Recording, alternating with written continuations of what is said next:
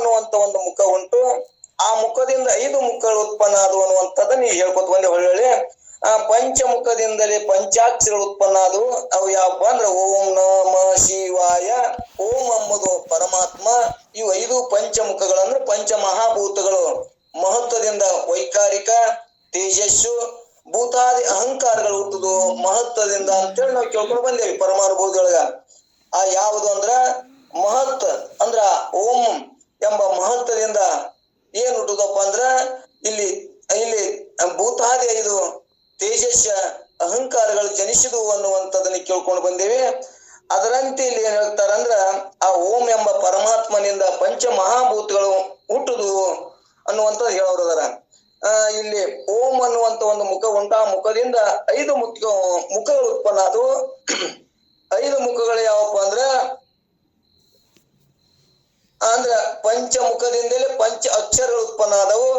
ಅಲ್ಲಿ 5 ಮಂದಿ ಸದೋಜಾತ ಪರಮಾತ್ಮನ ಮುಖದಿಂದ ನಕಾರ ಎಂಬವನು ಉತ್ಪನ್ನವಾಯಿತು. ಅದಕ್ಕೆ ಬ್ರಹ್ಮನೇ ಅಧಿದೇವತೆಯಾಗಿದ್ದಾನೆ. ನಕಾರದಿಂದಲೇ ಪೃಥ್ವಿ ತತ್ವ ಉತ್ಪನ್ನ ಆಯ್ತು. ಇಲ್ಲಿ ನಕಾರ ಅಂದ್ರ ಓಂ ನಮ ಶಿವಾಯ ಅಂತೇವಲ್ಲ, ನ ಅಂದ್ರ ಪೃಥ್ವಿ ತತ್ವ. ಇದ್ರೊಳಗ ಅಧಿದೇವತೆ ಯಾರಪ್ಪ ಅಂದ್ರ ಬ್ರಹ್ಮನೇ ಅಧಿದೇವತೆನಾಗಿನ. ನಕಾರದಿಂದಲೇ ಪೃಥ್ವಿ ಉತ್ಪನ್ನ ಆಯ್ತು. ವಾಮದೇವ ಮುಖದಿಂದ ಮಕಾರ ಉತ್ಪನ್ನ ಆಯ್ತು. ಇದಕ್ಕೆ ವಿಷ್ಣು ಅಧಿದೇವತೆಯಾಗಿದ್ದಾನ. ಮಕಾರದಂದ್ರೇನು ಜಲ ಉತ್ಪನ್ನ ಆಯ್ತು. ಅಂದ್ರ ಪೃಥ್ವಿ, ಜಲ, ಅಗ್ನಿ, ವಾಯು ಮತ್ತು ಆಕಾಶ ಇವಕ್ಕ 5 ಭೂತಗಳಿಗೆ ಇದುದರಿಂದ ಪರಮಾತ್ಮನಿಗೆ ಪಂಚಮುಖಗಳು ಅನ್ನುವಂಥದ್ದನ್ನ ಇಲ್ಲಿ ಪಂಚಮುಖ ಅನ್ನುವಂಥದ್ದು ಹೇಳ್ಕೊತ ಬಂದಾರ. ಮಕಾರದಿಂದಲೇ ಜಲ ಉತ್ಪನ್ನ ಆಯ್ತು. ಅಘೋರ ಮುಖದಿಂದ ಶಿಕಾರಿ ಉತ್ಪನ್ನವಾಯಿತು. ಅದಕ್ಕೆ ರುದ್ರನು ಅಧಿದೇವತೆಯಾಗಿದ್ದಾನೆ. ಆದ್ರಿಂದ ಅಗ್ನಿ ಉತ್ಪನ್ನ ಆಯ್ತು. ಇಲ್ಲಿ ರುದ್ರ ಅಂದ್ರೆ ಇಲ್ಲಿ ಅಗ್ನಿ ಉತ್ಪನ್ನ ಆಯ್ತು. ಅಂದ್ರೆ ರುದ್ರ ಅಂದ್ರ ಸಂವಾರ ಎಲ್ಲವನ್ನು ಸುಟ್ಟು ಹಾಕುವುದಕ್ಕೆ ಸಮ ನಾವು ರುದ್ರ ಅಂತ ಹೆಸರು ಬತ್ತು. ಅದೇ ಪರಮಾತ್ಮನೇ ಒಬ್ಬನೇ. ಅವು 5 ಮುಖಗಳಿಂದ ಇರುವುದರಿಂದ ಅವಾಗ ಪಂಚಮುಖ ಅನ್ನುವಂಥದ್ದನ್ನ ಹೆಸರು ಬತ್ತು ಅನ್ನುವಂಥದ್ದನ್ನ ಇಲ್ಲಿ ಪರಮಾತ್ಮನ ನಾಮಸ್ಮರಣೆ ಮಾಡುವಾಗ ಅಂತ ಪರಮಾತ್ಮ ಅದಾನ ಹರನಾಮವನ್ನು ನುಡಿಯುವುದರಿಂದ ನಮ್ಮಲ್ಲಿ ಅಘೋರವಾದಂತ ಪಾಪ ನಾಶ ಆಗ್ತದನ್ನುವಂತ ತಿಳಿಸಾಕ ಚಿಂತ ಉಳ್ಳ ಪರಮಾತ್ಮನನ್ನ ಭಜಿಸಿರಿ ಅನ್ನುವಂಥದ್ದು ಹೇಳುವಂತ ಉತ್ಪನ್ನ ಇಲ್ಲಿ ಅವರು ಉದ್ದೇಶದ. ಅದಕ್ಕೆ ಅಧಿದೇವತೆ ಈಶ್ವರನಾಗಿದ್ದಾನೆ. ಯಾವುದಕ್ಕ ರುದ್ರ. ಆದ್ರಿಂದ ಅಗ್ನಿ ಉತ್ಪನ್ನ ಆಯ್ತು. ಸತ್ಪುರುಷ ಎಂಬ ಮುಖದಿಂದ ವಾಯು ಉತ್ಪನ್ನವಾಯಿತು. ಅದಕ್ಕೆ ಅಧಿದೇವತೆ ಈಶ್ವರನಾಗಿದ್ದಾನೆ. ಆದ್ರಿಂದ ವಾಯು ಕೂಡ ಇಲ್ಲಿ ಉತ್ಪನ್ನ ಆಯ್ತು. ಈಶಾನ್ಯ ಎಂಬ ಮುಖದಿಂದ ಯಕಾರ ಉತ್ಪನ್ನ ಆಯ್ತು. ಅದಕ್ಕೆ ಸದಾಶಿವ ಅಧಿದೇವತೆ ಆಗಿದ್ದಾನೆ. ಆದ್ದರಿಂದ ಆಕಾಶಭೂತ ಇಲ್ಲಿ ಉತ್ಪನ್ನವಾಯ್ತು. ಈ ರೀತಿಯಿಂದ ಪಂಚಮಹಾಭೂತಗಳು ಪಂಚಾಕ್ಷರದಿಂದ ಉತ್ಪನ್ನ ಆದವು. ಇಲ್ಲಿ ಪಂಚಮಗಳು ಇವು ಎಲ್ಲವೂ 5 ಭೂತಗಳು ಹೆಂಗ್ ಉತ್ಪನ್ನ ಆದವು? ಓಂಕಾರದಿಂದ ಉತ್ಪನ್ನ ಆದವು. ಓಂಕಾರ ಎಂಬುದು ಮುಖವೇ ಪರಮಾತ್ಮನ ಸ್ವರೂಪವಾಗ್ಯದ. ಓಂಕಾರವೇ ಪರಮಾತ್ಮನ ಸ್ವರೂಪ ಆಗ್ಯದ. ಈ ಪ್ರಕಾರ ಪಂಚ ಅಕ್ಷರ ಈಶ್ವರನ ಪಂಚಮುಖದಿಂದ ಉತ್ಪನ್ನ ಆಗುವ ಮೂಲಕ ಪರಮಾತ್ಮನಿಗೆ ಏನಾಗುತ್ತೋ ಪಂಚಾಕ್ಷರ ಎಂಬ ಹೆಸರು ಬಂತು ಅನ್ನುವಂಥದ್ದನ್ನ ಇಲ್ಲಿ ನಾವು ಕೇಳ್ಕೊಂಡು ಬಂದೀವಿ. ಇಲ್ಲಿ ಓಂಕಾರ ಮೂಲಕ ಓಂಕಾರದಲ್ಲಿ ಮತ್ತೆ ಎಷ್ಟು ಅಕ್ಷರಗಳದಾವು ಅಂದ್ರ ಅಲ್ಲಿ ಓಂಕಾರದೊಳಗ ಅಕಾರ, ಉಕಾರ, ಮಕಾರ ಎಂಬ ಮತ್ತು ಇನ್ನೊಂದು ಅರ್ಧ ಮಾತ್ರೆ ಆದಂತ 4 ಮಾತ್ರೆಗಳಲ್ಲಿ ಏನದಾವು ಉತ್ಪನ್ನ ಆಗ್ತಾವ. ಓಂಕಾರದೊಳಗ 4 ಅಕ್ಷರಗಳದಾವು. ಅರ್ಧ ಮಾತ್ರೆ, ಅಕಾರ, ಅ, ಉ ಮತ್ತು ಮ ಅಂದ್ರೆ ಓಂಕಾರ ಆಗ್ಯದ ಅನ್ನುವಂಥದ್ದು ಇಲ್ಲಿ ಕೇಳ್ಕೊಂಡು ಬಂದೀವಿ. ಮತ್ತು ಓಂಕಾರದಿಂದ ಅಲ್ಲಿ ಆ ಬ್ರಹ್ಮನಲ್ಲಿ ಆ ಬ್ರಹ್ಮ ಯಾವುದು ಪರಮಾತ್ಮ ಏನದಲ್ಲ ಬ್ರಹ್ಮಾಂಡವನ್ನು ತುಂಬಿಕೊಂಡಂತ ಬ್ರಹ್ಮನಲ್ಲಿ ಏನಾಗ್ಯದಪ್ಪ ಅಂದ್ರೆ ಆ ತತ್ಪದ ಬ್ರಹ್ಮನಲ್ಲಿ ಅಲ್ಲಿ ಅವಂಗ ವಿರಾಟ, ಹಿರಣ್ಯಗರ್ಭ ಮತ್ತು ಈಶ್ವರ ಇವು 3ಲಿಂದ ಅಲ್ಲಿ ಅವನ ಏನಾಯ್ತಪ್ಪ ಅಂದ್ರ ಈಶ್ವರ ಸಾಕ್ಷಿಯಾಗಿ ಅಂದ್ರೆ ಓಂಕಾರಲ್ಲಿ ಸಾಕ್ಷಿಯಾಗಿ ಅಕಾರ, ಉಕಾರ, ಮಕರ ಅರ್ಧ ಮಾತ್ರೆಗಳಿಗೆ ಇವನ ಪರಮಾತ್ಮನ ಸ್ವರೂಪ ಆಗ್ಯದ ಅನ್ನುವಂಥದ್ದು ಹೇಳ್ಕೊತ ಬಂದಾರ. ಇಲ್ಲಿ ಅದೇ ಆತ್ಮನಲ್ಲಿ ಅಲ್ಲಿ ತ್ವಂಪದದಲ್ಲಿ ತತ್ಪದದಲ್ಲಿ ಅಲ್ಲಿ ಏನಪ್ಪಾ ಅಂದ್ರ ತತ್ಪದದಲ್ಲಿ ವಿರಾಟ, ಹಿರಣ್ಯಗರ್ಭ ಮತ್ತು ಈಶ್ವರನ ಆ ಪರಮಾತ್ಮನಿಂದ ಅವು ಉತ್ಪನ್ನ ಆಗ್ಯಾವು. ಇಲ್ಲಿ ನಾನು ಆತ್ಮ ಅಂತೀನಲ್ಲ, ಅದೇ ಆತ್ಮ, ಜೀವ ಮತ್ತು ಆತ್ಮ ಒಂದೇ. ನಾನು ಆತ್ಮ ಅಂದ್ರೆ ಇಲ್ಲಿ ಜೀವ, ಜೀವ ಏನಪ್ಪಾ ಅಂದ್ರ ನನ್ನಲ್ಲಿ ಕೂಡ ಏನದ ವಿಶ್ವ ಜೀವ, ತೇಜಸ್ ಜೀವ, ಪ್ರಾಜ್ಞ ಜೀವ ಅಂತ ಇಲ್ಲಿ ಏನಾಗ್ಯದ ಆ ಈಶ್ವರನ ಪ್ರೇರಣೆಯಿಂದ ಇಲ್ಲಿ ಇವು ಕಾರ್ಯ ಮಾಡ್ತಾವ ಅನ್ನುವಂಥದ್ದು ನಮ್ಗೆ ಗೊತ್ತಾಗ್ತದ. ಹಿರಣ್ಯ ಗರ್ಭ ಈಶ್ವರ, ಈಶ್ವರ ಇವಕ್ಕ ಸಾಕ್ಷಿ ಆಗ್ಯಾನ. ಅಕಾರ ಉಕಾರ ಮಕರ ಅರ್ಧ ಮಾತ್ರ ಇವಳ ಸ್ವರೂಪ ಆಗ್ಯದ. ಆತ್ಮನಲ್ಲಿ ತೋರಿದ ವಿಶ್ವ ಜೀವ, ತೇಜಸ್ ಜೀವ, ಪ್ರಾಜ್ಞ ಜೀವ, ಜೀವ ಇಲ್ಲಿ ಏನಾಗ್ಯಾನ ಈ ಮೂರಕ್ಕೂ ಸಾಕ್ಷಿ ಆಗ್ಯಾನ ಅನ್ನುವಂಥದ್ದು ನಮ್ಗೆ ಗೊತ್ತಾಗ್ಯದ. ಹೆಂಗಂದ್ರ ವಿಶ್ವ ಜೀವ ಅದೇ ಜೀವ ನೇತ್ರ ಸ್ಥಾನದಾಗಿದ್ದು ವಿಶ್ವವನ್ನ ಅರಿಯುವುದರಿಂದ ನಾವು ವಿಶ್ವ ಜೀವ ಅಂತ ಹೆಸರು ಬತ್ತು.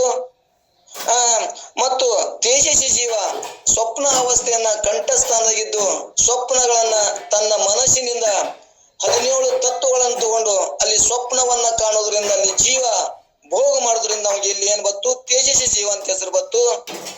ಮತ್ತು ಪ್ರಾಜ್ಞನೆಂಬ ಸುಸುಪ್ತಿ ಅವಸ್ಥೆಯೊಳಗ ಆನಂದ ಭೋಗ ಅವಿದ್ಯಾ ವೃತ್ತಿಯನ್ನು ತಗೊಂಡು ಕಾರ್ಯ ಮಾಡೋದ್ರಿಂದ ನಮ್ಗೆ ಅಲ್ಲಿ ಏನ್ ಬತ್ತು ಅಂದ್ರ ಪ್ರಾಜ್ಞನೆಂದ ಅಲ್ಲಿ ಹೆಸರು ಬತ್ತು. ಒಬ್ಬನೇ ಜೀವ, ಒಬ್ಬನೇ ಪರಮಾತ್ಮ 3 ಕಡೆ ಕಾರ್ಯ ಮಾಡೋದ್ರಿಂದ ಅವಾಗ ಏನ್ ಬತ್ತಲ್ಲಿ ಸಾಕ್ಷಿ ಅಂತ ಹೆಸರು ಕೊಟ್ರು ಅನ್ನುವಂಥದ್ದು ನಾವು ಹಿಂದೆ ಕೇಳ್ಕೊಂಡು ಬಂದೇವಿ. ಇವು 3 ಅದಾವನು ಅಂತ ಅಂದ್ರ ಇಲ್ಲಿ ಅದೇ ಜೀವ ಇಲ್ಲಿ ವ್ಯವಹಾರ ಮಾಡೋದ್ರಿಂದ ಇವಾಗ 3 ಹೆಸರು ಕೊಟ್ರು. ಈ 3 ಅದಾವನು ಅಂದ್ರೆ ಇಲ್ಲ, ಇವು 3ನ್ನು ಅರಿಯುವಂತ ಸಾಕ್ಷಿ ಆತ್ಮ ನಾನು. ಈ 3ನ್ನು ಅರಿಯೋದ್ರಿಂದ ನನಗೆ ಅಲ್ಲಿ ಏನ್ ಬತ್ತು ಇನ್ನೊಂದು ಸಾಕ್ಷಿ ಅಂತ ಬತ್ತು. ಇವನ್ನ ಅರಿತೀನಲ್ಲ, ನೇತ್ರ ಸ್ಥಾನದಾಗಿದ್ದು ವಿಶ್ವವನ್ನ ಅರಿಯುವುದು ನಾನು ಎಲ್ಲವನ್ನು ಹೇಳ್ತೀನಿ. ಮತ್ತು ಸ್ವಪ್ನ ಅವಸ್ಥೆಗಳು ಇಂದ್ರಿಯಗಳು ಎಷ್ಟೋ ಕಡಿಮೆ ಇರ್ತಾವ, ಬರೀ 17 ತತ್ವಗಳನ್ನು ಜೀವಲ್ಲಿ ವ್ಯವಹಾರ ಮಾಡ್ತದ. ಆ ಸ್ವಪ್ನ ಅರಿತದನಂದ್ರೆ ಇಲ್ಲ, ಕಣ್ಣ ಜಗತ್ತೇನು ಅರಿತದ, ಆದ್ರೆ ತನ್ನನ್ನು ತಾನು ಅರಿತಾನಂದ್ರೆ ಜಗತ್ತೇ ತನ್ನ ಕಣ್ಣು ತನ ಕಾಣಂಗಿಲ್ಲ, ತನ್ನ ಅರಿಯಂಗಿಲ್ಲ. ಹಂಗ ಸ್ವಪ್ನ ಅಲ್ಲಿ ಯಾರು ಅರಿತಾರಪ್ಪ ಅಂದ್ರ ನಾನು ಆತ್ಮ ಇದಕ್ಕೆ ಪ್ರತ್ಯೇಕವಾಗಿ ಸಾಕ್ಷಿ ಇದ್ದದನ್ನ ಅರಿಯುವುದರಿಂದ ನನಗೆ ಅಲ್ಲಿ ಏನ್ ಬತ್ತು ಸಾಕ್ಷಿ ಅಂತ ಹೆಸರು ಬತ್ತು. ಮತ್ತಲ್ಲಿ ಸುಸುಪ್ತಿ ಅವಸ್ಥೆಗಳು ಏನೂ ಇಲ್ಲ, ಅಲ್ಲಿ ಇಂದ್ರಿಯಗಳಿಲ್ಲ, ಅವಿದ್ಯಾ ವೃತ್ತಿ ಅದ. ಆ ವೃತ್ತಿ ಅವಿದ್ಯೆ ಇದ್ರು ಕೂಡ ನಾನು ಆನಂದ ಸ್ವರೂಪನೇನು ಅನುಭವಿಸಿನಲ್ಲ, ಆ ಆನಂದವನ್ನ ನಾ ಹೇಳ್ಬೇಕಾದ್ರ ಆನಂದ ಅಲ್ಲಿ ನನ್ನ ಇಂದ್ರಿಯಗಳಿಲ್ಲ, ಏನಿಲ್ಲ. ಆದ್ರೆ ನಾ ಹೆಂಗ್ ಹೇಳ್ತೀನಿ ಅಂದ್ರ ನಾನು ಅಂದ್ರೆ ಆತ್ಮ, ನಾನು ಸಾಕ್ಷಿಯಾಗಿ 3ನ್ನು ಅರಿಯುವುದರಿಂದ ನನಗೆ ಇಲ್ಲಿ ಸಾಕ್ಷಿ ಅಂತ ಹೆಸರು ಬತ್ತು ಅನ್ನುವಂಥದ್ದು ಹೇಳ್ಕೊತ ಬಂದ್ರ ಇಲ್ಲಿ ಜೀವ ಸಾಕ್ಷಿದಾನ. ಇವು ಯಾವಪ್ಪ ಅಂದ್ರ ತತ್ ಪದದೊಳಗ ಇದು ನಾ ಹೇಳಿದ್ದು ತ್ವಂಪದ.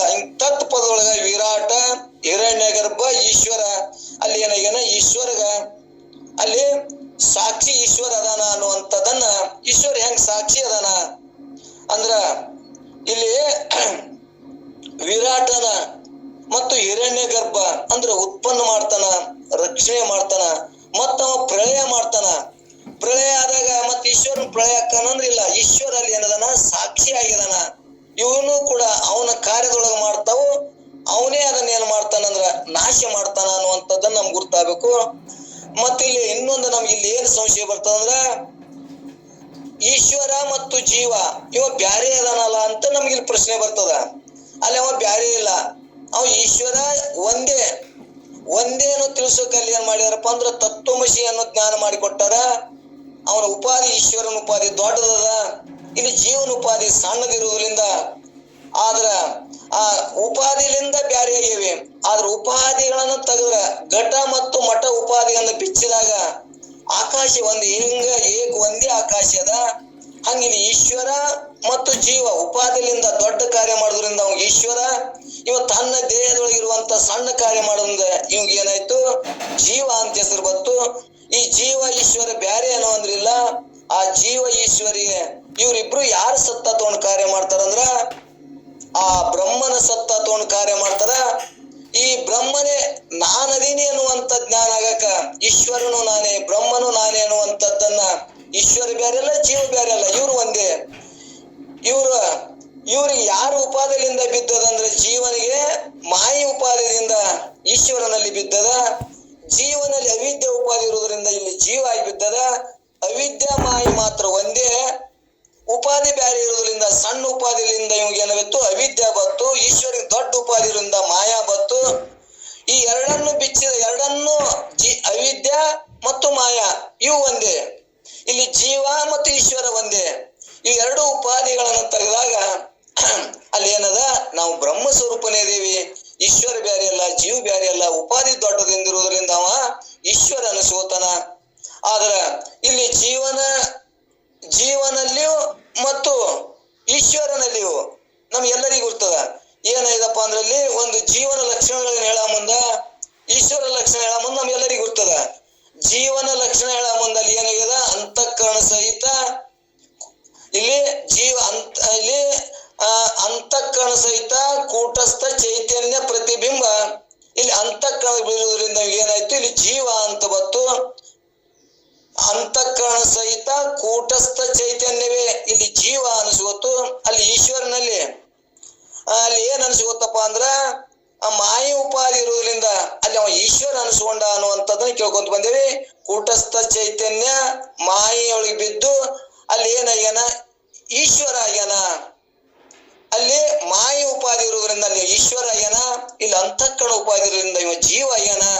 ಆದ್ರ ಪ್ರತಿಬಿಂಬ ಮಾತ್ರ ಕೂಟಸ್ಥ ಚೈತನ್ಯ ಒಬ್ಬನೇ ಪ್ರತಿಬಿಂಬ, ಒಬ್ಬಂದೇ ಇಲ್ಲಿ ಅನ್ನುವಂಥದ್ದನ್ನ ಗುರ್ತಾಗಬೇಕು. ಇಲ್ಲಿ ಕೂಟಸ್ಥ ಚೈತನ್ಯ ಅಂದ್ರೆ ಜೀವನಲ್ಲಿ ಆಗ್ಯದ, ಅಲ್ಲಿ ಈಶ್ವರನಲ್ಲಿ ಏನಾಗ್ಯದ ಅಂದ್ರೆ ಮಾಯ ಉಪಾಧಿ ಬ್ರಹ್ಮ ಚೈತನ್ಯ ಡೈರೆಕ್ಟರ್ ಬಿದ್ದುದರಿಂದ ಅಲ್ಲಿ ಅವ ಈಶ್ವರ ಆಗ್ಯಾನ ಅನ್ನುವಂಥದ್ದನ್ನ. ಯಾಕಂದ್ರೆ ಅನೇಕ ಜೀವರಾಶಿಗಳು ಇರುವುದರಿಂದ ನಮ್ಗೆ ಇಲ್ಲಿ ಕೂಟಸ್ಥ ಅಂತ ಬತ್ತು, ಅವಾಗ ಬ್ರಹ್ಮ ಚೈತನ್ಯ ಅಂತ ಅಲ್ಲಿ ಈಶ್ವರನಲ್ಲಿ ಬತ್ತು ಅನ್ನುವಂಥದ್ದನ್ನ ಹಿಂಗ ಶಾಸ್ತ್ರ ಮುಖಾಂತರ ತಿಳ್ಕೋತ ಹೋದೇವಂದ್ರ ಇಲ್ಲಿ ಓಂಕಾರ ಬ್ರಹ್ಮ ಪರಿಪೂರ್ಣ ಒಬ್ಬನೇ ಎಲ್ಲರೊಳಗೂ ಅದಾನ. ಅವನ ಮುಖದಿಂದ ಇಲ್ಲಿ ಅಧಿಷ್ಠಾನ ಅಂತ ತಿಳ್ಕೊಂಡ್ಬಿಡೋಮ್ ನಾವು. ಅಧಿಷ್ಠಾನ ಬ್ರಹ್ಮ ಒಬ್ಬನೇ ಅದಾನ. ಆ ಅಧಿಷ್ಠಾನದೊಳಗ ಈ ಕಲ್ಪಿತ ಕಾರ್ಯ ಪ್ರಪಂಚಕ್ಕ ಅವನೇ ಕಾರಣ ಆಗ್ಯಾನ ಅನ್ನುವಂಥದ್ದನ್ನ ಗುರುತಾಗ್ತದ, ಸ್ಪಷ್ಟ ಆಗ್ತದ. ಮತ್ತ ಇನ್ನೊಂದು ಇಲ್ಲಿ ಏನಪ್ಪಾ ಅಂದ್ರ ಆ ಮಹತ್ವದಿಂದ ವೈಕಾರಿಕ ತೇಜಸ್ಯ ಮತ್ತು ಭೂತಾದಿ ಅಹಂಕಾರದಿಂದ ಇವು 5 ಪಂಚ ಮಹಾಭೂತಗಳು ಆ ಹುಟ್ಟಿದ್ರಲಿಂದ ಆ ಬ್ರಹ್ಮನಲ್ಲಿಂದ ಉತ್ಪನ್ನ ಆದ್ರಲಿಂದ ಅವಾಗಲ್ಲಿ ಪಂಚಮುಖ ಅಂತ ಹೆಸರು ಬತ್ತು ಅನ್ನುವಂಥದ್ದನ್ನ ಇಲ್ಲಿ ನಮ್ಗೆಲ್ಲರಿಗೆ ಶಾಸ್ತ್ರ ಗುರ್ತಿದ್ದವ್ರಿಗೆ ಇದು ಅರ್ಥ ಆಗ್ತದ. ಶಾಸ್ತ್ರ ಕೇಳಾರ್ದವ್ರು ಒಮ್ಮೆಲೆ ಅನುಭವಕ್ಕೆ ಬರೋದಿಲ್ಲ. ಅದಕ್ಕೆ ನಾ ಒಳ್ಳೊಳ್ಳೆ ದಿನಕ್ಕೆ ಒಮ್ಮೆಲೆ ನಾ ಇದನ್ನ ಸುತ್ತಾಕೋತ ಬರ್ತಿರ್ತೇನೆ. ನಮಗೂ ಕೂಡ ಇದ್ರದ್ದು ಅರ್ಥ ಆಯ್ತು ಅಂದ್ರೆ ಸಾಕು, ಹೇಳಕ್ ಬರ್ಲಿಕ್ಕಟ್ಟೆ ಆಯ್ತು. ಆದ್ರೆ ನಾನು ಆ ಬ್ರಹ್ಮ ಸ್ವರೂಪನೇ ಅದೀನಿ ಅನ್ನುವಂಥ ಜ್ಞಾನ ಆದ್ರೆ ಮಾತ್ರ ಇಷ್ಟ ನಾ ಹೇಳಿದ್ದು ಒಳ್ಳೊಳ್ಳೆ ಹೇಳಿದಕ್ಕೂ ಪ್ರಯೋಜನ. ನಾನೇ ಬ್ಯಾರೆ ಬ್ರಹ್ಮನ ಬ್ಯಾರೆ ಅಂತ ನಾನೇ ದೇಹ ತಂದೇವಂದ್ರ ನಾವ್ ಎಷ್ಟೇ 100 ಸಲ ದಿನ ಹೇಳ್ತೇವಲ್ಲ, 100 ಸಲ ಹೇಳಿದ್ರು ಅಪ್ರಯೋಜನ ಆಗ್ತದ. ಪ್ರಯೋಜನ ಆಗ್ಬೇಕಂದ್ರ ನಾನು ಬ್ರಹ್ಮ ಸ್ವರೂಪನೇ ಇದೀನಿ ಅನ್ನುವಂಥದ್ದನ್ನ ಕೇಳ್ಕೋತ 10 ವರ್ಷ ಹೋಗ್ಲಿ, ನನಗೆ ನಿಶ್ಚಯ ಏನಾಗ್ಬೇಕಂದ್ರ ನಾನು ಜೀವಿ ಅಲ್ಲ, ನಾನು ಆ ಬ್ರಹ್ಮನೇ ಇದೀನಿ, ನಾನು ಪರಮಾತ್ಮನೇ ಇದೀನಿ ಅನ್ನುವಂಥದ್ದನ್ನ ಉಪಾಧಿಲಿಂದ ಅಲ್ಲಿ ಈಶ್ವರನ್ ದೊಡ್ಡ ಕಾರ್ಯ ಮಾಡೋದ್ರಿಂದ ಅವ್ಗೆ ಈಶ್ವರ ಅಂತು. ನಾ ಸಣ್ಣ ಕಾರ್ಯ ಅವಿದ್ಯೆ ಉಪಾಧಿ ಮಾಡೋದ್ರಿಂದ ನನಗೆ ಜೀವ ಅಂತ ಬತ್ತು. ಅವ್ ಮಾಯ ಉಪಾಧಿ ಡೈರೆಕ್ಟರ್ ಆ ಬ್ರಹ್ಮನ ಪ್ರತಿಬಿಂಬ ಮಾಯ ಒಳಗೆ ಬಿದ್ದಿರೋದ್ರಿಂದ ಅವ್ಗೆ ಈಶ್ವರ ಅಂತ ಹೆಸರು ಬತ್ತು. ಇವ ಕೂಟಸ್ಥ ಚೈತನ್ಯ ಪ್ರತಿಬಿಂಬ ಇಲ್ಲಿ ಅಂತಃಕರಣದೊಳಗೆ ಬೀಳೋದ್ರಿಂದ ಇವಾಗ ಏನ್ ಬತ್ತು, ಜೀವ ಅಂತ ಹೆಸರು ಬತ್ತು ಅನ್ನುವಂಥದ್ದನ್ನ ಹಿಂಗ ನಾವು ನಿಶ್ಚಯ ಆಗ್ಬೇಕು. ಕೊನೆಗೆ ಹೇಳ್ದಂಗ ನಾವ್ ಏನಪ್ಪಾ ಅಂದ್ರ ಇದ್ರ ಸೂತ್ರ ತಿಳಿತಂದ್ರ ಮತ್ ದಿನ ಅದನ್ನೇ ಚಿಂತನೆ ಮಾಡುದು. ಅಪಿ ಸ್ಮರಣ ಭಾವನ್ ಅದನ್ನೇ ಸ್ಮರಣ ಮಾಡ್ಕೋತ ಹೋದೇವ ಅಂದ್ರ ನಾವು ಬ್ರಹ್ಮನೇ ಇದೀನಿ, ಇದ್ದದ್ದೇನು ಇದ್ರಾಗ ಸಂಶಯ ಇಲ್ಲ. ಆ ಬ್ರಹ್ಮ ಸ್ವರೂಪ ನಾನು ಅದೀನಿ. ನನಗೆ ಇದೇನು ಆವರಣ ದೇಹಾದಿ ಬುದ್ಧಿ ಅಹಂಕಾರ ನಮ್ಗೆ ಏನ್ ಮಾಡ್ಯದ, ಆವರಣ ಮುಚ್ಚಿ ಹಾಕ್ಯದ. ಈ ಆವರಣ ಹೋಯ್ತು ಅಂದ್ರ ನನ್ನ ಪ್ರಕಾಶ ಹೆಂಗ ವಜ್ರ ತನ್ನ ಸ್ವಯಂ ಪ್ರಕಾಶದಿಂದ ತಾನು ಬೆಳಗ್ತದ, ಹಂಗ ನಾನು ಆತ್ಮನ ಸ್ವಯಂ ಪ್ರಕಾಶ ಸ್ವರೂಪನದೀನಿ. ನನಗೆ ಪರಪ್ರಕಾಶ ಅವಶ್ಯ ಇಲ್ಲ, ನಾನು ಬ್ರಹ್ಮನೇ ಇದೀನಿ ಅನ್ನುವಂಥದ್ದನ್ನ ನನಗೆ ಹೊರಗೆ ಇಂದ್ರಿಯಾದಿಗಳಲ್ಲಿ ವಿಷಯಗಳಿಗೆ ಆನಂದ ಇಲ್ಲ, ನಾನೇ ಆನಂದ ಸ್ವರೂಪನಿದೀನಿ, ನಾನು ಸ್ವಯಂ ಪ್ರಕಾಶನದೀನಿ. ನಾನು ಯಾವಾಗಲೂ ಎಲ್ಲಾ ಕಾಲದಾಗ ನಾನೇ ಇದೀನಿ. ನನಗ 3 ಕಾಲದಾಗ ಇದ್ರದ್ರಿಂದ ನನಗೆ ಸತ್ತು ಅಂತ ಹೆಸರು ಬತ್ತು. ಸತ್ತು ಅಂದ್ರ ಯಾವುದರಿಂದಲೂ ಯಾವ ಅಜ್ಞಾನ ಯಾವುದರಿಂದಲೂ ಯಾವಕ್ಕೆ ನಾಶ ಆಗುದಿಲ್ಲ, ಅದಕ್ಕೆ ಸತ್ತು ಅಂತ ಹೇಳ್ಕೊತ ಬಂದ್ರು. ನಾನು ಸ್ವಯಂ ಪ್ರಕಾಶ ಇದೀನಿ ಮತ್ತು ನಾನೇ ಆನಂದ ಸ್ವರೂಪ ಇದೀನಿ. ನಾನು ಎಲ್ಲಾ ಕಾಲ ಎಲ್ಲಾ ವಸ್ತುಗಳಿಂದ ನಾನು ನಿತ್ಯ ಇದೀನಿ. ಮತ್ತು ನಾನು ಹೆಂಗದೀನಿ, ಪರಿಪೂರ್ಣ ನಾನೇ ತುಂಬಿಕೊಂಡಿನಿ. ಎಲ್ಲಾ ದೇಶದಾಗನು ಅದೀನಿ. ಮತ್ತೆ ಹಿಂದೆ ಈ ಕಾಲದಾಗ ಇದೀನಿ, ಮೊದಲ ರಾಮನ್ ಕಾಲದಾಗ ಓದಿನಿ, ಕೃಷ್ಣನ್ ಕಾಲಕ್ಕೂ ನಾ ಅದೀನಿ, ಎಲ್ಲಾ ಕಾಲಕ್ಕೆ ಅದೀನಿ, ಈಗೂ ಅದೀನಿ, ಮೋದಿ ಕಾಲಕ್ಕೂ ಅದೀನಿ. ಆದ್ರೆ ನನಗೇನಾಗಿಲ್ಲ, ನಾನು ಆತ್ಮನೆ ಅಂತ ನನಗೆ ಜ್ಞಾನ ಆಗ್ಲಾರ್ಕತ್ತವನು ನಾ ಜೀವಿಯಾಗಿ ಹುಟ್ಟೋತ ಸಾವ್ಕೋತ ಈ ಜೀವಿಗೆ ಆವಿಷ್ಯ ಅದ, ಈ ದೇಹಕ್ಕೆ ಆವಿಷ್ಯ ಅದ. ಯಾಕ ಇದಕ್ಕೆ ಅನ್ನವನ್ನು ತಿಂದು ಬದುಕ್ಯದ, ಅನ್ನದಿಂದನೇ ಇದು ಏನಾಗ್ತದ ಉತ್ಪನ್ನ ಆಗ್ಯದ, ಅನ್ನದಿಂದನೇ ಬೆಳಿತದ, ಮುಂದೆ ಅನ್ನದಿಂದನೇ ಇದು ನಾಶ ಆಗ್ತದ. ಹೆಂಗ್ ನಾಶ ಆಗ್ತದಂದ್ರ ಅನ್ನ ಬೆಳಗ್ಗೆ ಬಹಳ ಚಲೋ ಇರ್ತದ, ಮಧ್ಯಾಹ್ನದಾಗ ಆರ್ತದ, ಕೊನೆಗೆ ಏನಾಗ್ತದಂದ್ರ ಅದು ಹಳಸ್ತ ನಾಶ ಆಗ್ತದ. ಹಂಗ ಈ ಶರೀರ ಅನ್ನಮಯವಾದಂತ ಶರೀರ ಇದಕ್ಕ ನಾಶ ಅದ.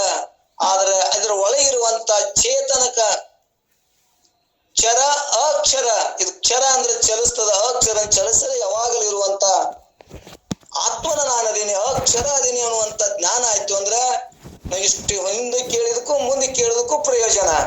ಅದನ್ನ ಬಿಟ್ಟು ನಾವು ಇನ್ನ ನನಗ್ ಸಂಶಯಾದಿಗಳನ್ನ ಇದ್ರಾಗ ಬರ್ತಿದ್ವು ಅಂದ್ರ ಅದಕ್ಕೆ ಒಳ್ಳೆ ಇನ್ನೊಂದ್ಸಲ ಕೇಳೋಣ ಅನ್ನುವಂಥದ್ದಕ್ಕೆ ತಿಳಿಸೋದಕ್ಕಾಗಿ ಮತ್ತೆ ಒಳ್ಳೆ ಹೇಳ್ಕೋತ ಹೊಂಟೇನಿ. ಇಲ್ಲಿ ಏನಾಯ್ತಪ್ಪ ಅಂದ್ರ ಓಂಕಾರ ಮೂಲದಿಂದ ಓಂಕಾರದೊಳಗ ಅಕಾರ ಉಕಾರ ಮಕಾರ ಅದಾವು, ಆ ಪರಮಾತ್ಮನಿಂದ ಉತ್ಪನ್ನ ಆಗ್ಯವು. ಆ ಬ್ರಹ್ಮನಲ್ಲಿ ತೋರಿದ ಆ ಬ್ರಹ್ಮ ಅಂದ್ರ ತತ್, ಮತ್ತು ಇಲ್ಲಿ ಬ್ರಹ್ಮನಲ್ಲಿ ತೋರಿದಂತ ತತ್ ಪದದಲ್ಲಿ ವಿರಾಟ, ಹಿರಣ್ಯಗರ್ಭ, ಈಶ್ವರ, ಅಲ್ಲಿ ಈಶ್ವರ ಸಾಕ್ಷಿ ಇದ್ದು ಈ ಮೂರು ಕಾರ್ಯಗಳನ್ನ ಅಲ್ಲಿ ಮಾಡ್ತಾನ. ಆ ಒಬ್ಬನೇ ಈಶ್ವರ ಅಲ್ಲಿ ವಿರಾಟನು ಆಗ್ತಾನ, ಇವು ಎಲ್ಲ ರಕ್ಷಣೆ ಮಾಡ್ತಾನ. ಗರ್ಭದೊಳಗೆ ತನ್ನ ಗರ್ಭದೊಳಗೆ ಇವೆಲ್ಲ ಜೀವರಾಶಿಗಳದಾವು. ಮತ್ತು ಅವ ಏನ್ ಮಾಡ್ತಾನ ಅಂದ್ರೆ ಎಲ್ಲರನ್ನೂ ಸಲುತ್ತಾನ. ಮತ್ತ ಅವ ಏನ್ ಮಾಡ್ತಾನ, ನಾಶನು ಮಾಡಾಕ ಅವನು ಆದಿಂದಾಗ ಐತಿ ಎಲ್ಲಾ ಜೀವಿಗಳು ಅನ್ನುವಂಥದ್ದು ನಮ್ಗೆ ಗೊತ್ತಾಗ್ತದ. ಆದ್ರೆ ಅದೇ ಈ ಜೀವನಲ್ಲಿ ಈ ತ್ವಂ ಪದದಲ್ಲಿ ಜೀವ, ತ್ವಂ ಪದ ಅಂದ್ರೆ ಜೀವ, ಇಲ್ಲಿ ತತ್ವಮ ಅಶಿ ಪದ ಅನ್ನೋದೇನು ಅವನೇ ನೀನದೇನು ಅಂತ ತತ್ವಮಸಿ ಜ್ಞಾನ ಆಗ್ಲೇಬೇಕು. ಆ ತತ್ವಮಸಿ ಜ್ಞಾನ ಆದಾಗ ಇದು ಶಾಸ್ತ್ರ ತಿಳಿತದ. ಅದಕ್ಕೆ ತತ್ವಮಸಿಯನ್ನ ಗುರು ಉಪದೇಶದಿಂದ ಅಲ್ಲಿ ತನ್ನ ಮಗನಿಗೆ ಉದ್ದಾಲಕ ಮುನಿ ಒಂದೇ ಸಲ ಹೇಳಿಲ್ಲ, ಅವನೇ 90 ವರ್ಷ ಹೇಳ್ಯಾನಂತ. ನಮ್ಗೆ ಬರೀ 1 ವರ್ಷ 2 ವರ್ಷ ತಿಳಿಲಿಲ್ಲ ಅಂದ್ರೆ ಇದೇನ್ ಹೇಳ್ತಾರ ಬಿಡು ಶಾಸ್ತ್ರ ಅಂತೇವೆ. ಅವ್ ಎಷ್ಟು ಅವರಲ್ಲಿ ತೀಕ್ಷ್ಣ ಬುದ್ಧಿ ಇದ್ದಿರ್ಬೇಕು, ಎಷ್ಟು ತಾಳ್ಮೆ ಬುದ್ಧಿ ಇದ್ದು ಕೇಳಿರ್ಬೇಕು. ಅವರು 9 ಸಲ ಬೋಧಿಸಿದ ಅನ್ನುವಂಥದ್ದನ್ನ ಇದೇ ತತ್ವಮಸಿ ಜ್ಞಾನ ಆಯ್ತು ಅಂದ್ರ ಈ ತತ್ ಅಂದ್ರೆ ಏನು, ತ್ವಮ್ ಅಂದ್ರೆ ಏನು. ಆ ತತ್ ಅಂದ್ರ ಇಲ್ಲಿ ವಿರಾಟ, ಹಿರಣ್ಯ ಗರ್ಭ, ಈಶ್ವರ, ಅಲ್ಲಿ ಈಶ್ವರ ಸಾಕ್ಷಿ ಅದ, ಅಲ್ಲಿ ಕಾರ್ಯ ಮಾಡ್ತಾನ. ಇಲ್ಲಿ ತ್ವಂಪದೊಳಗೆ ಜೀವ, ವಿಶ್ವ ಜೀವ, ತೇಜ ಜೀವ, ಪ್ರಾಜ್ಞೆ ಜೀವ ಅಂತಕೊಂಡು ಇಲ್ಲಿ ಸಾಕ್ಷಿ ಅಂದ್ರೆ ಜೀವ ಸಾಕ್ಷಿ ಇದ್ದು ಇಲ್ಲಿ ಕಾರ್ಯ ಮಾಡ್ತಾನ. ಆದ್ರ ಇವು ಎರಡನ್ನು ಉಪಾಧಿ ಬಿಚ್ಚಿದಾಗ ಆ ಚೇತನದೊಳಗ ಘಟನು ಹೊಡೆದಾಗ ಮಠನು ಬಿಚ್ಚಿದಾಗ ಅಲ್ಲಿ ಒಂದೇ ಚೇತನ ಹೆಂಗದ, ಒಂದೇ ಬಯಲು ಹೆಂಗದ, ಒಂದೇ ಆಕಾಶ ಹೆಂಗ ಒಂದೇ ಅದ, ಹಂಗ ಆ ಈಶ್ವರ ಮತ್ತು ಜೀವ ಒಂದೇ ಅದ. ಆ ಈಶ್ವರ ಜೀವ ಬ್ರಹ್ಮನೇ ಸ್ವರೂಪನೇ ಅದಾರ ಅನ್ನುವಂಥದ್ದನ್ನ ಇಲ್ಲಿ ಗಟ್ಟಿ ಮಾಡಕ ಮತ್ತೆ ಇಲ್ಲಿ ಅವ್ರು ಹೇಳ್ಕೊತ ಹೊಂಟಾರ. ಇಲ್ಲಿ ಪಂಚಮುಖ ಅನ್ನುವಂಥದ್ದು ಪರಮಾತ್ಮ ಹೆಸರದ. ಅದಕ್ಕೆ ಅವನು ಮೊದಲು ಭಜಿಸ್ಬೇಕು, ಅವನ ಚಿಂತನೆ ಮಾಡ್ಬೇಕು. ಮುಂದೆ ವಿಚಾರ ಮಾಡ್ಕೋತ ಹೋದಂಗ ಜೀವ ಭಾವ ನಷ್ಟ ಆಗ್ತದ.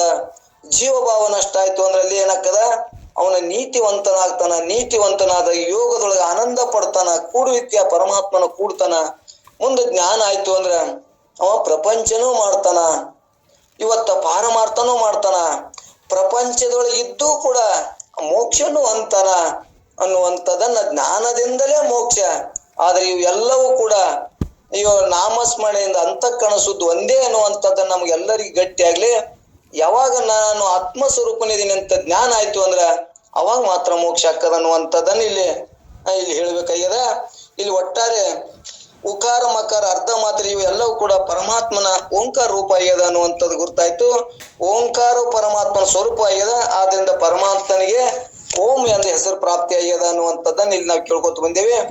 ಆ ನಂತರ ರುದ್ರ ಸೃಷ್ಟಿ ಪ್ರಳಯ ಕಾಲದಲ್ಲಿ ಜಗತ್ತಿನ ಜನರನ್ನು ನಾಶ ಮಾಡುವ ಮತ್ತು ರೋದನ ಮಾಡಿಸುವಂತ ಪರಮಾತ್ಮನಿಗೆ ಏನಂತ ಹೆಸರು ಬರ್ತರು, ಇಲ್ಲಿ ರುದ್ರ ಅಂತ ಹೆಸರು ಪ್ರಾಪ್ತಿ ಆಯ್ತು ಅಂತ ಕೇಳ್ಕೊಂಡ್ ಬಂದೇವೆ. ಆ ರುದ್ರ ಪರಮಾತ್ಮನ ಹೆಸರು ಅದು ಒಂದು. ಅವ ಯಾಕ ಸಂವರ್ಣ ಮಾಡ್ತಾನಲ್ಲ, ಅದಕ್ಕೆ ರುದ್ರ ಅಂತ ಹೆಸರು ಬಂದದ. ಮತ್ತೆ ಭೀಮ ಅಂದ್ರ ಪರಮಾತ್ಮ ಬಲಶಾಲಿ ಅಂತ, ಅವ ಶಕ್ತಿಶಾಲಿ ಅದ ಅಂತದಕ್ಕ ಭೀಮ ಹೆಂಗ ಒಂದ್ ಮರಾಣಿ ಕಿತ್ತು ಒಯ್ಯುವಂತ ಶಕ್ತಿ ಇತ್ತು, ಅದಕ್ಕ ಆ ಭೀಮನಂತೆ ಪರಮಾತ್ಮ ಹೆಂಗದನ ಬಹಳ ಶಕ್ತಿಶಾಲಿ ಉಳ್ಳವನದಾನ ಅನ್ನುವಂಥದ್ದನ್ನ ಇಲ್ಲಿ ತಿಳಿಸ್ಕೊತ ಬಂದಾರ. ಮತ್ತು ಮಹಾಕಾಲ ಕಾಲ ಅಂದ್ರ ಇನ್ನ ಹೇಳ್ಕೊತ ಬಂದೇವ್. ಯಮನಿಗೂ ಕೂಡ ಅಂದ್ರೆ ಬ್ರಹ್ಮ ಭುವನಾಲೋಕ, ಯಮನನ್ನು ಕೂಡ ಅವ ಏನ್ ಮಾಡ್ತಾನ, ನಾಶ ಮಾಡ್ತಾನ. ಯಮನನ್ನು ಕೂಡ ಅವ ಏನ್ ಮಾಡ್ತಾನ ಅಂದ್ರೆ ಈ ಲೋಕವನ್ನೇ ಚೇಂಜ್ ಮಾಡಿದಾಗ ಎಲ್ಲಿ ಯಮನು ಇರಂಗಿಲ್ಲ, ಯಾರು ಇರಂಗಿಲ್ಲ, ಮತ್ತೆ ತನಗೆ ಬೇಕಾದಂಗ ಸೃಷ್ಟಿ ಮಾಡ್ತಾನ. ನಾವು ಜೀವಗಳು ಮಾತ್ರ ಇವು ನಾಶ ಮಾಡಿದಾಗ ಇವು ಶರೀರ ನಾಶ ಆಗ್ತದ. ಒಳಗಿನ ಜೀವ ಏನದಲ್ಲ ನಮ್ದು ಎಲ್ಲಿ ಬಯಕೆ ಅದ, ಎಲ್ಲಿ ಕಾಮನೆ ಅದ, ನಾವ್ ಏನ ಜೀವ ಇಟ್ಕೊಂಡೇ ಮೋಹ ಮತ್ತ ಅದೇ ಮೋಹವನ್ನು ತಗೊಂಡು ಮತ್ತೆ ಹುಟ್ಟಿಸ್ತಾನ ಅನ್ನೋದಕ್ಕ ಅವಾಗೇನಂದ್ರು ಮಹಾಕಾಲ ಅಂತ ಹೆಸರು ಬತ್ತು. ಮಹಾಕಾಲನಿಗೆ ಕಾಲನಾದಂತ ಯಮನಿಗೂ ಕೂಡ ಕಾಲನಾಗ್ಯಾನ, ಆದ್ರಿಂದ ಇವನಿಗೆ ಮಹಾಕಾಲ ಅಂತ ಹೆಸರು ಪ್ರಾಪ್ತ ಆಯ್ತು ಅನ್ನುವಂಥದ್ದನ್ನ ನಾವು ಕೇಳ್ಕೊಂಡು ಬಂದೇವಿ. ಮತ್ತು ಇದಕ್ಕೆ ಮಾರ್ಕಂಡ್ಯ ಕಥೆನೂ ಕೂಡ ನಮ್ಗೆಲ್ಲರಿಗೆ ಅನುಭವ ಐತಿ. ಮಾರ್ಕಂಡ್ಯ ಸಣ್ಣ ಇಷ್ಟೇ ವಯಸ್ಸು ಅಂತಿತ್ತು, ಅವಾಗ ಇಷ್ಟೇ ವಯಸ್ಸಿನಾಗ ಸಾವಿತ್ತು. ಆದ್ರೆ ಅವನು ತಿಳ್ಕೊಂಡು ಆ ಪರಮಾತ್ಮನನ್ನ ಮರೆಹೊಕ್ಕ ಆ ಪರಮಾತ್ಮನ ಜ್ಞಾನ ಮಾಡ್ಕೊಂಡು ಅವನು ಕೂಡ ಅಮರನಾದ. ಅವಾಗ ಸಾವಿಲ್ಲದ ಎಷ್ಟೋ ಲಕ್ಷಾನು ವರ್ಷ ಆಯುಷ್ಯವನ್ನ ಪಡೆದುಕೊಂಡು ಮತ್ತ ರಾಜ್ಯವನ್ನ ಆಳದ ಅನ್ನುವಂಥದ್ದನ್ನು ಮಾರ್ಕಂಡ್ಯ ಕಥೆನೂ ಕೇಳ್ಕೊಂಡು ಬಂದೇವಿ. ಅಂದ್ರೆ ಆ ಪರಮಾತ್ಮನ ಒಲಿಸ್ಕೊಂಡ್ರ ಆ ಕಾಲನ್ನು ಗೆದಿಬಹುದು, ಅಂದ್ರೆ ಸಾವನ್ನು ಗೆದಿಬಹುದು ಅನ್ನುವಂಥದ್ದನ್ನ ಅಂತದಕ್ಕೆ ಪರಮಾತ್ಮಗೆ ಏನ್ ಹೆಸರು ಬತ್ತು, ಮಹಾಕಾಲ ಅಂತ ಹೆಸರು ಬತ್ತು ಅನ್ನುವಂಥದ್ದು ಕೇಳ್ಕೊಂಡು ಬಂದೇವಿ. ಮತ್ತ ಅವ ಇನ್ನೊಂದು ಹೆಸರ ನಿರಾಮಯ.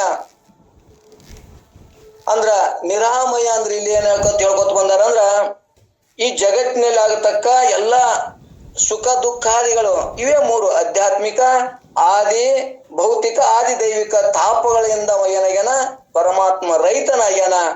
ಈ ಜೀವನಿಗೆ ಏನದವು ಆಧ್ಯಾತ್ಮಿಕ ತಾಪ, ಆದಿ ಭೌತಿಕ ತಾಪ, ಆದಿ ದೈವಿಕ ತಾಪಗಳ. ಆದ್ದರಿಂದ ಇವಾಗ ಏನವತ್ತು ಪರಮಾತ್ಮನಿಗೆ ಇವು ಮೂರು ಇಲ್ಲದಿಂದ ಅವನಿಗೆ ಮೂರು ಇಲ್ಲದ್ರಿಂದ ಆ ತತ್ಪದ ಪರಮಾತ್ಮನಿಗೆ ಏನ್ ಬರ್ತಲ್ಲಿ ನಿರಾಮಯ. ಅವ್ ಯಾವ ಇವು ತಾಪಗಳಿಲ್ಲ, ನಿರಾಮಯ ಎಂಬ ಪ್ರಾಪ್ತಿ ಆಯ್ತು ಅಂತ ಹೇಳ್ಕೊತ ಬಂದಾರ. ಮತ್ತ ಅವಾಗ ಮೃತ್ಯುಂಜಯ ಅಂದ್ರ ಕಾಲವನ್ನ ಗೆದ್ದವನು ಅವ ಮೃತ್ಯುಂಜಯ ಅನ್ನುವಂಥದ್ದನ್ನು ಇಲ್ಲಿ ಹೆಸರು ಬತ್ತು. ಮೃತ್ಯುವನ್ನೇ ಗೆದ್ದವನು ಅಂದ್ರೆ ಪರಮಾತ್ಮ ಹುಟ್ಟಿದ್ನಂದ್ರ ಅವ್ನ್ ಸಾವು ಹೇಳ್ಬೇಕಾಗಿತ್ತು, ಅವ್ನು ಹುಟ್ಟೇ ಇಲ್ಲ, ಅವ್ ಯಾವಾಗಲೂ ಇದ್ದವ, ಅವ್ ಮೃತ್ಯುನೇ ಇಲ್ಲ ಅನ್ನುವಂಥದ್ದು ಇಲ್ಲಿ ಮೃತ್ಯುಂಜಯ ಅಂದ್ರೆ ಕಾಲವನ್ನು ಗೆದ್ದವನಿಗ ಪರಮಾತ್ಮಗ ಮೃತ್ಯುಂಜಯ ಅಂತ ಹೆಸರು ಬತ್ತು ಅನ್ನುವಂಥದ್ದನ್ನ ಕೇಳ್ಕೊಂಡ್ ಬಂದೇವಿ. ಮತ್ತು ಪರಮಾತ್ಮ ಮೃತ್ಯುಂಜಯ ಅಂದ್ರ ಇವತ್ತ ನಾವೊಂದು ಹಿಂದೆ ಕತಿ ಕೇಳ್ಕೊಂಡ್ ಬಂದೇವಿ. ಆ ಹಾಲವನ್ನೇ ಕುಡ್ದ ಅವ ಅದಕ್ಕೆ ಅವ ಏನಾದ ಆ ಹಾಲನ್ನು ಕುಡಿದ್ರು ಕೂಡ ಅವ ಸಾವನ್ನು ಪಡೆಯಲಿಲ್ಲ, ಅವಾಗೇನಂತ ಬತ್ತು ಇಲ್ಲಿ ಮೃತ್ಯುಂಜಯ ಅಂತ ಹೆಸರು ಬತ್ತು ಅಂತ ಕೇಳ್ಕೊಂಡ್ ಬಂದೇವಿ. ಮುಂದ ಕಪಾಲಿ ಅಂದ್ರ ಕಪಾಲಿ ಇಲ್ಲಿ ಮೃತ್ಯುಂಜಯ, ನಿರಾವಯ, ನಿರ್ಮಯ, ಮೃತ್ಯುಂಜಯ, ಕಪಾಲಿ ಅಂತೇಳಿ ಭಗವಂತನ ಎಲ್ಲಾ ಹೆಸರುಗಳನ್ನ ನಾವು ಕೇಳ್ಕೊತ ಬಂದೇವೆ. ಇಲ್ಲಿ ಅವಾಗ ಕಪಾಲಿ ಅಂತಂದ್ರ ಪರಮಾತ್ಮನು ಭಿಕ್ಷೆ ಬೇಡಿದ್ದನು, ಅಂದ್ರ ಪಾತ್ರೆಯನ್ನು ಹಿಡ್ಕೊಂಡು ಪರಮಾತ್ಮ ಅಟ್ಟು ಬಡವಿದ್ದನು, ಅವಂಗೂ ಭಿಕ್ಷೆ ಬೇಡಕತ್ತ, ಅವಾಗ ಯಾಕ ಭಿಕ್ಷೆ ಬೇಡ್ದ ಅನ್ನುವಂಥದ್ದು ಇಲ್ಲಿ ಪ್ರಶ್ನೆ ಬರ್ತದ. ಅದಕ್ಕೆ ಅವಾಗ ಏನು ಬತ್ತು ಅಂದ್ರ ಕೈಯಲ್ಲಿ ಬ್ರಹ್ಮ ಕಪಾಲನ ಹಿಡಿದು ಮನೆ ಮನೆಗೆ ತಿರುಗಿ ಭಿಕ್ಷೆ ಬೇಡದ್ರಿಂದ ಅವಾಗ ಏನಾಯ್ತು ಕಪಾಲಿ ಅಂತ ಹೆಸರು ಬತ್ತು ಅನ್ನುವಂಥದ್ದನ್ನ ಇಲ್ಲಿ ಬರ್ತದ. ಹಿಂಗ ಶಂಕ ಬರ್ತದ. ಏನ್ ಶಂಕ ಬರ್ತದ? ಪರಮಾತ್ಮನ ಅವ್ನ್ ತಿನ್ಲಕ್ ಅನ್ನ ಇದ್ದಿದ್ದಿಲ್ಲನು ಅಂತ ಪ್ರಶ್ನೆ ಬಂದಾಗ ಇಲ್ಲಿ ಏನ್ ಹೇಳ್ತಾರ ಅಂದ್ರ ಅವರು ನಿಜಗೊಂಡ್ರು ಪರಮಾತ್ಮನು ಲೀಲಾ ಮಾತ್ರವಾಗಿ ಭಿಕ್ಷೆ ಬೇಡ್ತಾನ. ಹೆಂಗಂದ್ರ ಇವತ್ತೊಂದು ದೃಷ್ಟಾಂತ ಕೊಟ್ಟು ಹೇಳ್ತಾರ ಅಲ್ಲಿ. ರಾಜ ಏನ ಬೇಟೆ ಆಡಾಕ ಮೋಸ ತಿಂದೇ ಬದುಕ್ತಿರ್ತಾನ, ಅವಾಗ ರಾಜಗೆ ಆಹಾರ ಇರುದಿಲ್ಲನು ಅಂದ್ರ ಅವ ಏನ್ ಮಾಡ್ತಾನ, ತನ್ನ ವಿನೋದಕ್ಕಾಗಿ ಬೇಟೆ ಆಡ್ತಾನ, ತನ್ನ ಆನಂದಕ್ಕಾಗಿ ಅಲ್ಲಿ ಬೇಟೆ ಆಡ್ತಾನ. ಹಂಗ ಪರಮಾತ್ಮ ಭಿಕ್ಷೆ ಬಿಡಕ ಅವ ಬಡವ ಇದ್ನನು ಅಂತಂದ್ರ ತನ್ನ ಆನಂದಕ್ಕಾಗಿ ಲೀಲಾ ಮಾತ್ರವಾಗಿ ಭಿಕ್ಷೆಯನ್ನು ಕಪಾಲಿ ಪಾತ್ರೆ ಹಿಡ್ಕೊಂಡು ಭಿಕ್ಷೆನು ಬೇಡ್ತಾನ ಅನ್ನುವಂಥದ್ದನ್ನ ತಿಳ್ಕೊಬೇಕು. ನಾವು ಭಿಕ್ಷೆ ಬೇಡೋರಿಗೆ ಒಂದು 10 ರೂಪಾಯಿ ಹಾಕಲ್ಲಿ ಒಂದೇನೋ 100 ರೂಪಾಯಿ ಹಾಕ್ತಂದ್ರೆ ಚಿಂತೆ ಮಾಡ್ತೇವೆ. ಆದ್ರ ಕಪಾಲಿ ಪರಮಾತ್ಮಗ ಹಾಕಿದಂತ ಭಿಕ್ಷೆ ಅಂದ್ರೆ ಅದು ಎಲ್ಲರ ಭಿಕ್ಷೆ ಪಾತ್ರೆ ಅಂತೀವಲ್ಲ, ಅದು ಕಪಾಲಿ ಅಂದ್ರೆ ಪರಮಾತ್ಮನ ಕಪಾಲಿ. ಅದನ್ನ ಹಾಕೋದ್ರಿಂದ ನಮ್ಗೆ ಏನಾಗ್ತದ, ಪರಮಾತ್ಮಗ ದಾನ ಕೊಟ್ಟಂಗ ಆಗ್ತದ, ನಮ್ಮಲ್ಲಿ ಪುಣ್ಯ ವೃದ್ಧಿ ಆಗ್ತದ ಅನ್ನುವಂಥದ್ದನ್ನ ಎಲ್ಲಾ ಕಾಲದಾಗೂ ಕೂಡ ಆ ಕಪಾಲಿ ಪಾತ್ರೆ ಅದ ಅನ್ನುವಂಥದ್ದನ್ನ ತಿಳ್ಕೊಳ್ಳೋಣ. ನಮ್ಗೆ ಯಾರೇ ಏನೇ ಕೇಳಲಿ ಬಸವಣ್ಣವರು ಕೂಡ ಅಪಯನಕ್ಕೆ ನೀಡುವೆ, ಲಾಂಛನಕ್ಕೆ ಶರಣೆಂಬೆ, ಅದಕ್ಕೆ ತಕ್ಕ ಆಚರಣೆದಿದ್ದರೆ ಆ ಕೂಡಲ ಸಂಗಮನೇ ಅವ್ನು ನೋಡ್ಕೊತಾನ. ನಮ್ದು ಏನೈತಿ ಅವ್ರು ಹೆಂಗಿರಲಿ ಬೇಡ್ಯಾರಪ್ಪ ಅಂದ್ರೆ ಹೊಟ್ಟೆ ಹಸ್ತದ ಸುಮ್ಮ ಅನ್ನ ನೀಡುದು. ಅವ್ರು ಯಾವ ಜಾತಿಯವ್ರು ಅದಾರ, ಹೆಂಗ್ ಅದಾರ, ಉಂಡ ನಾನು ಎದಕ್ ಬಂದಾನು ಏನ್ ವಿಚಾರ ಮಾಡೋದ್ ಬೇಡ. ಅದ್ರ ತಕ್ಕ ಆ ಭಿಕ್ಷೆ ಬೇಡಿದಕ್ಕವ ಆ ಲಾಂಛನಕಲಿಂದ ಭಿಕ್ಷೆ ನೀಡೀವಿ, ಆ ಲಾಂಛನಕ್ಕವ ಸರಿಯಾಗಿರ್ಲಿಕ್ಕಂದ್ರ ನಾವ್ಯಾಕೆ ಚಿಂತೆ ಮಾಡಮ್ಮ, ಪರಮಾತ್ಮ ನೋಡ್ಕೋತಾನ ಅನ್ನುವಂಥದ್ದನ್ನ ನಮ್ಗೆ ಏನ್ ಕೈಲಿ ಯಾರೇ ಬೇಡ್ದಾಗ ನಮ್ ಒಂದಿಷ್ಟು ಇದ್ರ ನಮ್ ಕೈಲಿಂದ ನಾವು ದಾನ ಮಾಡೋಣ. ಇರ್ಲಿಕ್ಕೂ ಕೂಡ ನಾನು ಕೊಡ್ತಿದ್ನಲ್ಲಪ್ಪ ಅನ್ನುವಂತ ಭಾವ ತಯಾರು ಮಾಡ್ಕೊಳ್ಳೋಣ. ಅದಕ್ಕೆ ಪರಮಾತ್ಮ ಕಪಾಲಿ ಅಂತೇಳಿ ಇಲ್ಲಿ ಹೆಸರು ಮಾಡ್ಕೋತ ಬಂದಾರ. ಪರಮಾತ್ಮನ ಲೀಲಾ ಮಾತ್ರವಾಗಿ ಭಿಕ್ಷೆ ಬೇಡ್ಯಾನ ಅರ್ಥ ಆಗ್ತವ, ಬಡವಲ್ಲ. ರಾಜ ವಿನೋದಕ್ಕಾಗಿ ಬೇಟೆಯಾಡ್ಯಾನ ಅರ್ಥ ಆಗ್ತವ, ರಾಜಗ ಅನ್ನ ತಿರ್ಲಾರ್ಕ ಬೇಟೆಯಾಡ್ಯಾನ ಅಂದ್ರ ಇಲ್ಲ ಅನ್ನುವಂಥದ್ದು ನಮ್ಗೆ ಇಲ್ಲೆಲ್ಲ ಸ್ಪಷ್ಟ ಅಲ್ಲಿ. ಈ ಶೂಲಿ ಎಂಬ ನಾಮದಿಂದ ಹಿಡಿದು ಪುರವೈರಿ ಎಂಬ ನಾಮದವರೆಗೆ ಇರ್ತಕ್ಕ ನಾಮಗಳನ್ನ ಇಲ್ಲಿ ಮುಂದಿನ ನುಡಿಯೊಳಗೆ ಹೇಳ್ಕೋತ ಹೋಗ್ತಾರ. ನಿನ್ನೆ ಇದನ್ನ ಹೇಳ್ಕೊತ ಬಂದೇವೆ. ಹೆಂಗಪ್ಪ ಅಂದ್ರೆ ಶೂಲಿ, ಸುಜಿನೈಕ್ಯ, ಬಾಂಧವ, ಸದಾಶಿವ, ಚಂದ್ರ, ಮೌಳಿ, ಮೈ ಮೋಗ್ರ, ಚರಮಾಂಬರ, ಸುರಶಿರೋ, ಮಾಲಿ, ಮಂದಾಕಿ, ನಿಂದಿರ, ಮಹೇಶ್ವರ, ಮೇಘವಾನ, ಮಂದಿರ ನಿವಾಸ, ನೀಲಲೋಹಿತ, ಪರಜಾತ ಪಾವನ, ಲೋಕ ಪಾರಿಜಾತ ಪಾವನ, ಲೋಕಪಾಲ, ಕೈಲಾಸ ಮಂದಿರ, ಮಂತ್ರ ಮಯ, ಭಕ್ತಿ ಲೋಲ, ಪಂಚ ಪರಮಾನಂದ ಬಿಂದು ಕಳೆ ಪರಮಾತ್ಮ ಪುರವೈರಿ ಎಂದು ಅನ್ನುವಂಥದ್ದನ್ನ ನಿನ್ನೆ ದಿನ ಕೇಳ್ಕೊಂಡು ಬಂದೇವೆ.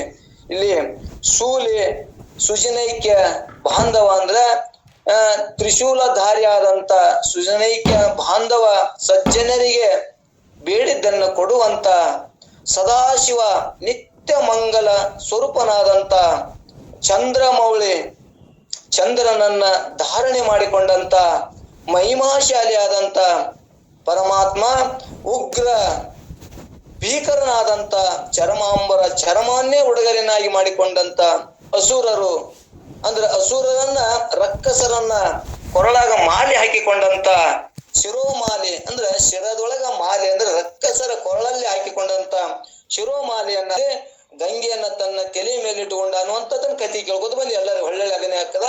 ಆ ಗಂಗೆ